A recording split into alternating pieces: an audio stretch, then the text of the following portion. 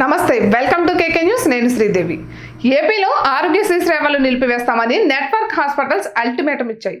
దాదాపు 1500 కోట్ల రూపాయల బిల్లులు పెండింగ్ లో ఉన్నాయని, వాటిని క్లియర్ చేస్తే కానీ సేవలు అందించేది లేదని హాస్పిటల్ స్పష్టం చేయడం విశేషం. ప్రస్తుతం ఆపద్ధర్మ ప్రభుత్వం ఉంది. ఇప్పుడు వారికి ప్రజలతో పని లేదు, ఓటర్ అంటే లెక్కే లేదు. ఏమైనా అవకాశం ఉంటే అస్మదీయ కంపెనీలకు బిల్లులు చెల్లిస్తారే గానీ ఆరోగ్యశ్రీ పెండింగ్ బిల్లులు చెల్లించే అవకాశమే లేదు. కానీ సరిగ్గా ఇటువంటి సమయంలోనే ఆరోగ్యశ్రీ నెట్వర్క్ హాస్పిటల్స్ ఈ అల్టిమేటం జారీ చేయడం వ్యూహాత్మకమేనని తెలుస్తోంది. గత 5 ఏళ్లుగా ఆరోగ్యశ్రీ బిల్లులు మొత్తాన్ని పెంచాలని నెట్వర్క్ హాస్పిటల్స్ కోరాయి. ఎప్పటికప్పుడు పెండింగ్ లేకుండా క్లియర్ చేయాలని విజ్ఞప్తి చేశాయి.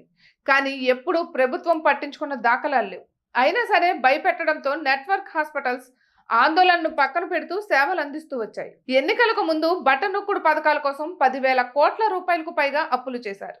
కానీ 10 పైసలు కూడా ఖాతాల్లో వేయలేదు.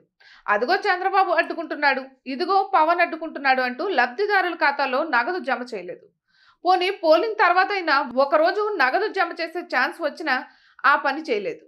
ఆ పని చేసే ఉద్దేశం ప్రభుత్వానికి లేదు. పోలింగ్ తర్వాత ప్రజలతో అసలు పనే లేదు.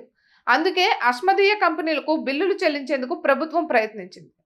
విపక్షాల విన్నపంతో గవర్నర్ కలగజేసుకోవడంతో 14,000 కోట్ల బటన్ నొక్కుడు నిధులకు గాను 100 కోట్లు మాత్రమే జమ అయ్యాయి. సంక్షేమ పథకాలకే దిక్కులేదు.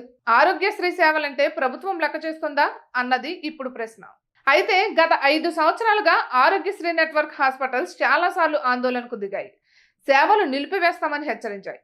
వాటిని ఎలా రూట్లో తెచ్చుకోవాలో జగన్ అంతలా తెచ్చుకున్నారు. పెండింగ్ బిల్లులు కొనసాగిస్తూనే వారితో సేవ చేయించుకున్నారు. ఈ ప్రభుత్వంతో పని కాదన్న నిర్ణయానికి నెట్వర్క్ హాస్పిటల్స్ వచ్చేశాయి. అందుకే సరిగ్గా కౌంటింగ్ ముందు నెట్వర్క్ హాస్పిటల్ సేవలు నిలిపివేస్తామని హెచ్చరిస్తున్నాయి. కనీసం కొత్త ప్రభుత్వం అయినా తమ గోడును పరిగణలోకి తీసుకుంటుందన్న ఆశ వారిలో ఉంది.